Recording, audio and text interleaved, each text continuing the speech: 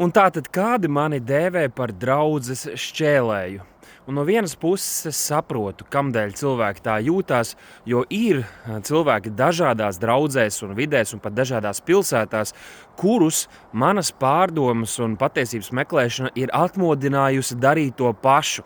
Meklēt rakstos, pārbaudīt to, ko dzird, un tas, protams, rada neērtības tajās draudzēs, kurās viņi atrodas. Bet ļaujiet man jums teikt, ja tas, ka kāds cilvēks sludina patiesību, sludina to, ko Dievvvārds saka, tas sašķeļ kādu lokālu vai vietēju draudzi, tas jau parāda, ka problēma ir nevis tajā cilvēkā, kurš dalās ar to, ko redz svētajos rakstos, bet šajās draudzēs, kurās šī patiesība nav, kurās tā netiek sludināta, kurās tā varbūt tiek pat apslēpta vai sagrozīta un izdarīts spiediens uz cilvēkiem, lai viņi nemeklētu un neraktu dziļāk.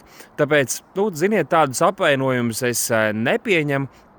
Mans mērķis nav neko jaukt, bet mans mērķis ir sekot Kristum. Un, ja ir arī kādi citi cilvēki, kuri vēlas rakt dziļāk un šie kādi no maniem video var būt noderīgi, tad es tikai un vienīgi priecājos, lai tas kungs mums visiem palīdz atklāt, atzīt patiesību un dzīvot tajā. Un to mēs varam tikai svētā gara spēkā.